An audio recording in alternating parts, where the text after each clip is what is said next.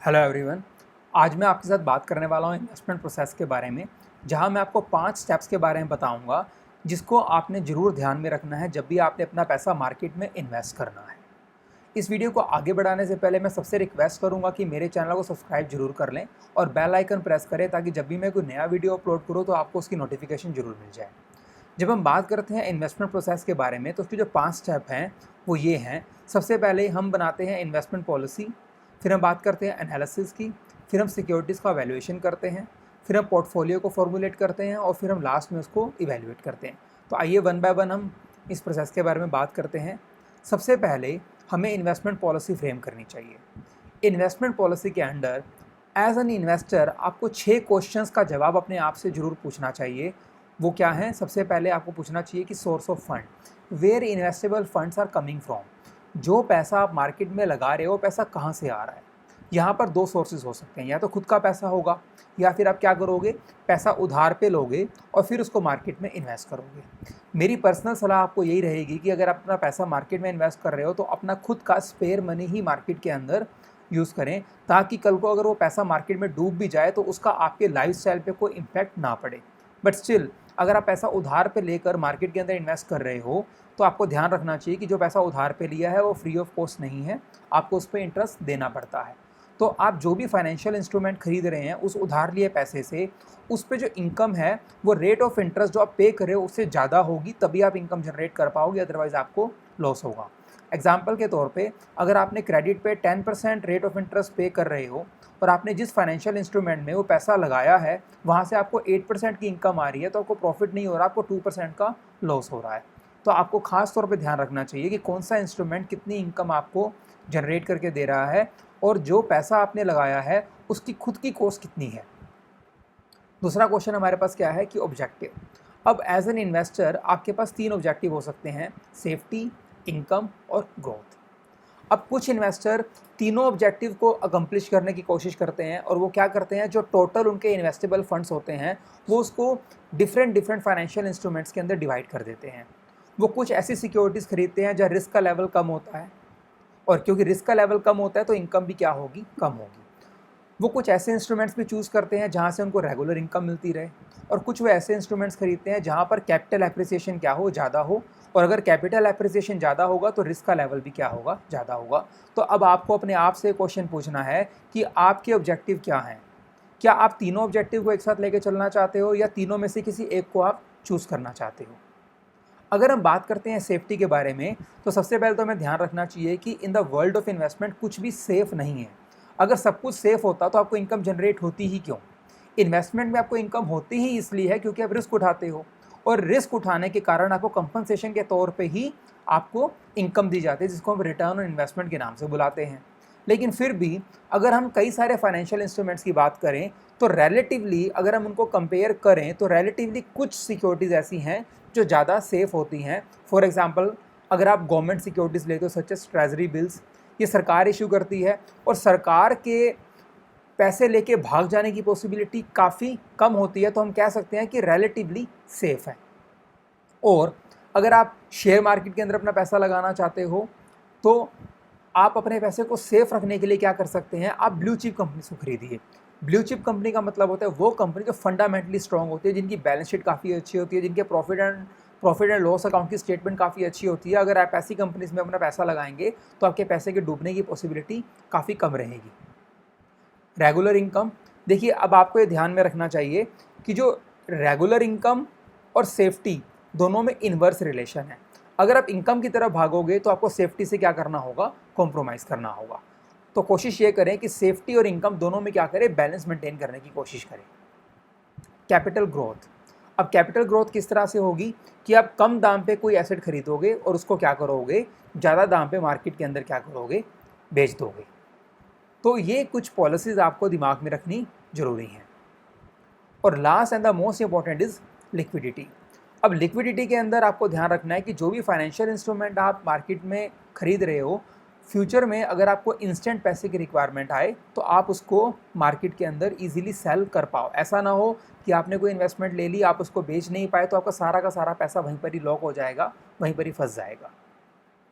Second जो हमारा step है इन्वेस्टमेंट प्रोसेस में वो है एनालिसिस। अब एनालिसिस को हम 3 पार्ट्स में डिवाइड करते हैं, market analysis, industry analysis and security analysis. तो आइए वन बाय वन स्टडी करते हैं। सबसे पहले हम बात करते हैं मार्केट एनालिसिस के बारे में। यहाँ पर आपको ओवरऑल मार्केट स्टडी करनी है कि उसका फ्यूचर क्या होगा, कि वो बुलिश होगी फ्यूचर में या बेरिश होगी। बुलिश का मतलब है ऑप्टिमिस्टिक, मतलब वो मार्केट फ्यूचर में ऊपर की तरफ जाएगी। बेरिश का मतलब क्या है, पेसिमिस्ट, मतलब मार्केट फ्यूचर में नीचे की तरफ जाएगी। अगर फ्यूचर में मार्केट पेसिमिस्ट मतलब बेरिश होने वाली है तो आप मार्केट में पैसा बिल्कुल मत लगाइए, वेट कीजिए, क्योंकि अगर आपने आज अपना पैसा लगाया और कल को मार्केट डाउन चली जाती है तो आपकी इन्वेस्टमेंट की वैल्यू भी क्या हो जाएगी, कम हो जाएगी। You should wait.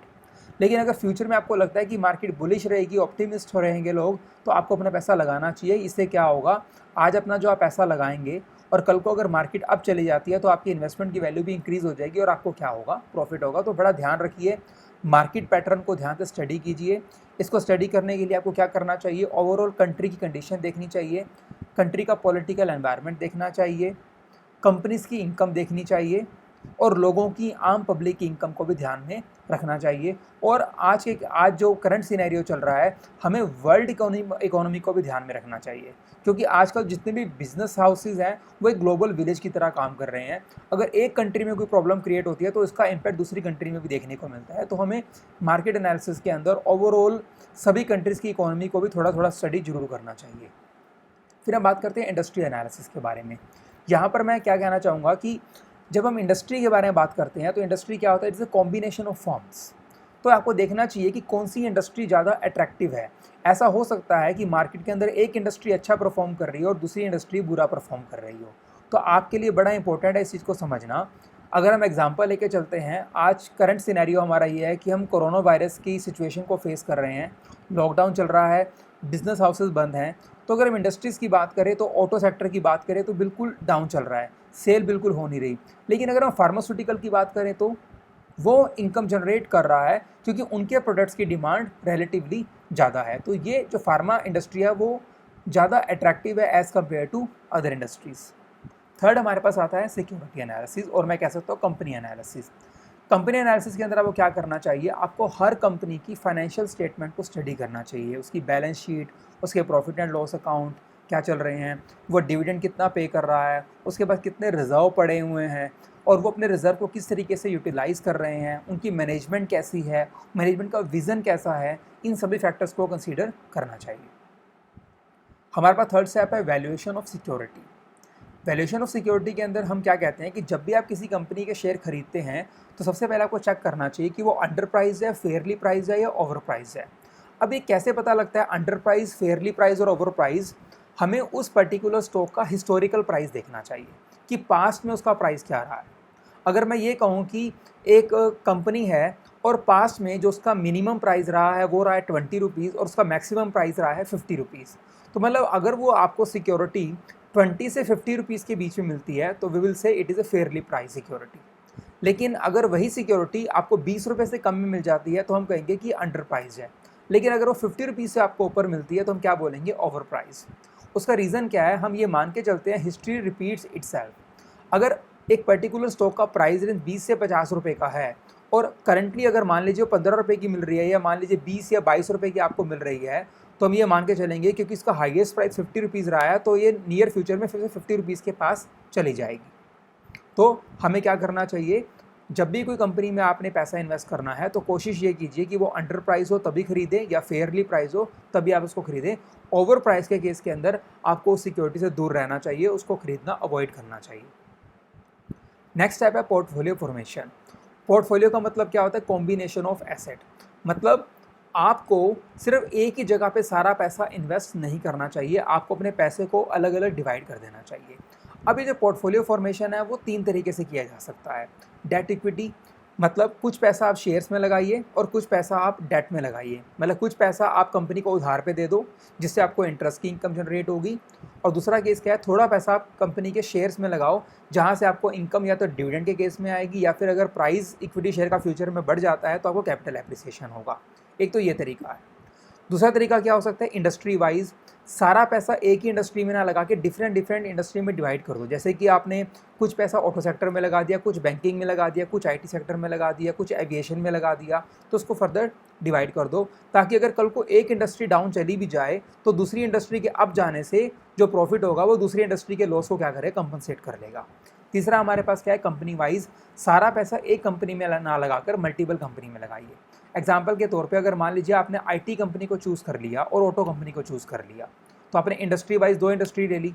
अब ऑटो कंपनी के अंदर ये नहीं कि सारा पैसा एक ही कंपनी में लगा दिया, उसको फर्दर डिवाइड करो। यानी कुछ पैसा आपने मारुति सुजुकी में लगा दिया, कुछ पैसा आपने हीरो कंपनी में लगा दिया, कुछ पैसा आपने टीवीएस में लगा दिया, और आईटी सेक्टर के अंदर भी कुछ पैसा आपने इन्फोसिस में लगा दिया, कुछ आपने टीसीएस में लगा दिया। तो इस तरीके से डिफरेंट कंपनी के शेयर खरीदें, क्योंकि ऐसा हो सकता है कि एक कंपनी अच्छा परफॉर्म करे, एक कंपनी बुरा परफॉर्म करे। तो अगर कोई कंपनी बुरा परफॉर्म करेगी, जहाँ आपका पैसा इन्वेस्टेड है, तो आपको लॉस होगा। तो दूसरी कंपनी अगर अच्छा परफॉर्म करेगी तो उसके प्रॉफिट से आप अपने लॉस को कंपनसेट कर पाओगे। और लास्ट है इवैल्यूएशन। देखिए, इवैल्यूएशन हमारे लिए क्यों इंपॉर्टेंट है, क्योंकि आपका जो आज का अच्छा डिसीजन है वो फ्यूचर में आपका बुरा डिसीजन भी बन सकता है, क्योंकि हमें नहीं पता फ्यूचर में क्या होने वाला है, और यही हमारा रिस्क है। तो अब वो क्या करना चाहिए, जब भी आप अपनी इन्वेस्टमेंट करो तो टाइम टू टाइम उसको अप्रेजल करते रहो, देखते रहो कि जहाँ भी आपने अपना पैसा लगाया है कैसा वो परफॉर्म कर रहा है। आपने किसी कंपनी के शेयर लिए, आज वो अच्छा परफॉर्म कर रहे हैं, फ्यूचर में अगर आपको लगता है कि वो अच्छा परफॉर्म नहीं कर रहे, तो बेटर है कि उस कंपनी के शेयर को बेच दो और उस पैसे को कहीं और इन्वेस्ट कर दो। तो अगर आप अपने पोर्टफोलियो को चेंज कर रहे हो, जैसे कि एक कंपनी के शेयर लिए, कुछ वक्त आपने उसको वहाँ पे रखा और आपको लगा अच्छा परफॉर्म नहीं कर रहा, आपने उसको फिर वहाँ से पैसा निकाल के किसी और कंपनी में लगा दिया, तो हम क्या बोलते हैं, रिवीजन। तो कॉन्टीन्यूसली अपना जो पोर्टफोलियो है उसको रिवाइज करते रहें, उसको अप्रेज जरूर करते रहें। यही हमारा इन्वेस्टमेंट प्रोसेस था। इसको खास तौर पे ध्यान में रखिएगा जब भी आप अपने पैसे को मार्केट में इन्वेस्ट करें। मेरे वीडियो को लाइक एंड शेयर जरूर कीजिए और मेरे चैनल को सब्सक्राइब करना ना भूलें।